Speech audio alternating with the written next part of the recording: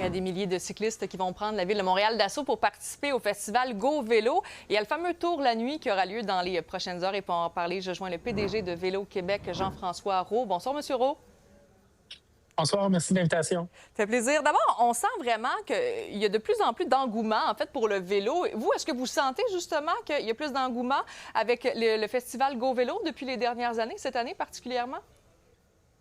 Ah, vous avez raison. Depuis la pandémie, la popularité du Festival Go Vélo a augmenté.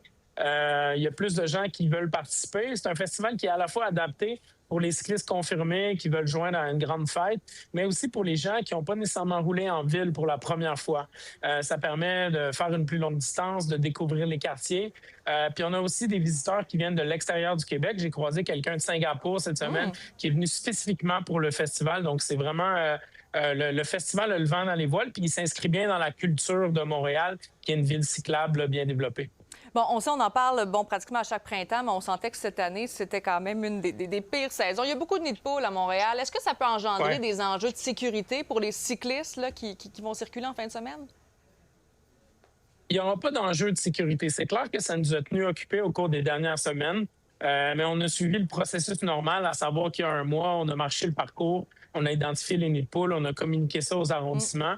Puis jusqu'à aujourd'hui, là, tout le monde a travaillé très fort. Moi, les échos que j'ai sur le terrain, c'est que le parcours est sécuritaire.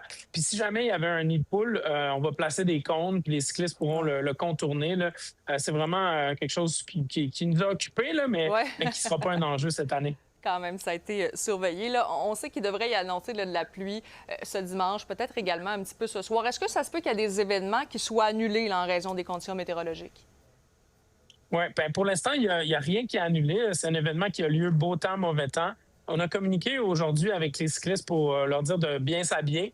Des gants, des pantalons imperméables, un manteau imperméable. Ce qu'on a fait ce soir, c'est qu'on a ajouté un raccourci de 10 km.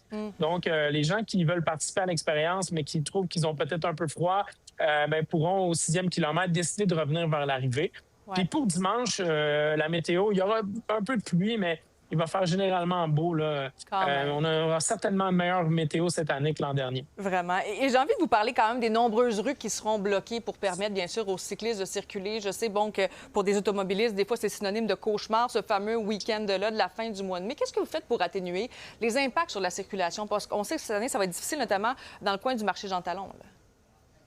Oui, on fait beaucoup d'efforts pour réduire les impacts au minimum. Le tour la nuit ce soir, c'est dans le nord de la ville. Donc, si on a besoin de circuler d'est en ouest, l'autoroute 40, c'est bien. Les parcours sont disponibles sur notre site Internet. Les gens ont qu'à taper Info Circulation, Tour de l'île, Info Circulation, Tour la nuit, vont arriver sur les parcours.